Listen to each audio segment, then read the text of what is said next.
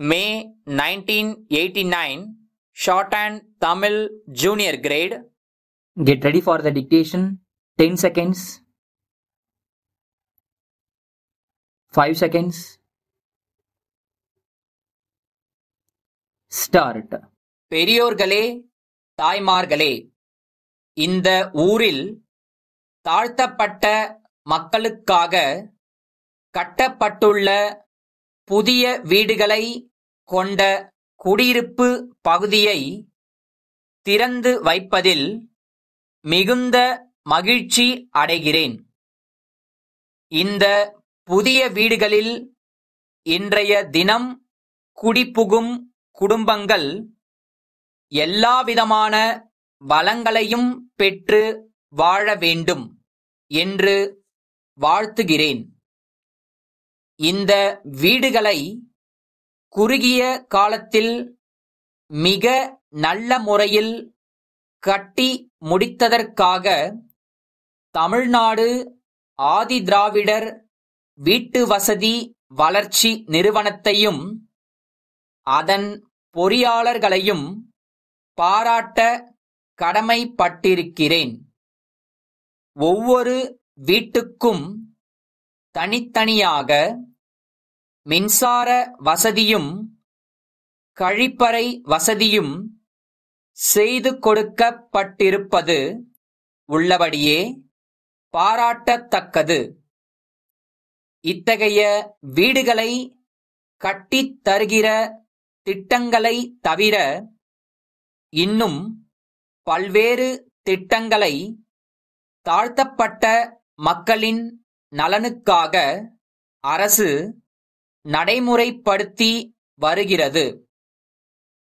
அந்த திட்டங்களை பற்றியெல்லாம் விரிவாகவும் விளக்கமாகவும் எனக்கு அடுத்து இந்த விழாவில் பேச இருக்கும் மாவட்ட ஆதிதிராவிடர் நல அலுவலர் உங்களுக்கு எடுத்துச் சொல்வார் என்று நம்புகிறேன்.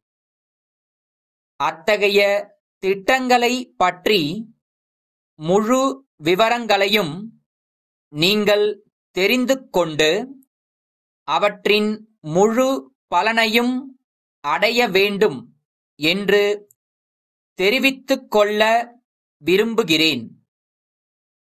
குறிப்பாக ஒரே ஒரு விஷயத்தை மட்டும் நான் இந்த நேரத்தில் குறிப்பிட விரும்புகிறேன். தாழ்த்தப்பட்ட பிரிவு மக்களுக்காக கல்வி வாய்ப்பு, வேலை வாய்ப்பு ஆகியவற்றை பொறுத்தவரையில் பல்வேறு சிறப்புச் சலுகைகளை அரசு அளித்துள்ளது. அது மட்டுமல்லாமல் நமது நாட்டின் அரசியலமைப்புச் சட்டமே இந்த பிரிவினருக்காக சிறப்பு ஒதுக்கீடுகளுக்கு வகை செய்துள்ளது. இந்த வசதியையும் வாய்ப்பையும் பயன்படுத்திக் கொண்டு தாழ்த்தப்பட்ட மக்கள் தங்கள் வாழ்க்கையில் மேலும் மேலும் உயர்வு அடைய முயற்சிக்க வேண்டுமென்று சொல்லிக்கொள்ள விரும்புகிறேன்.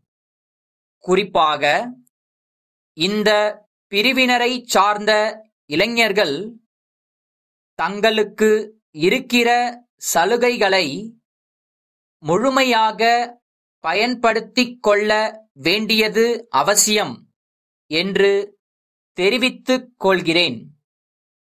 உதாரணத்திற்கு சொல்ல வேண்டுமென்றால், தாழ்த்தப்பட்ட பிரிவை சார்ந்த மாணவர்களுக்கு பள்ளி படிப்பு, கல்லூரி படிப்பு, பட்ட மேற்படிப்பு ஆகிய எல்லா நிலைகளிலும் படிப்புதவி தொகையை அரசாங்கம் வழங்குகிறது.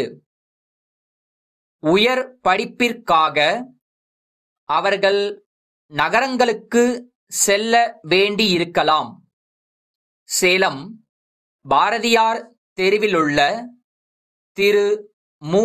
கோவிந்தசுவாமி அவர்கள் சேலம் கச்சேரி சாலையிலுள்ள வழக்கறிஞர் திரு து. ராமசாமி அவர்களுக்கு 4/3/1988 தேதியிட்டு எழுதிய கடிதம்.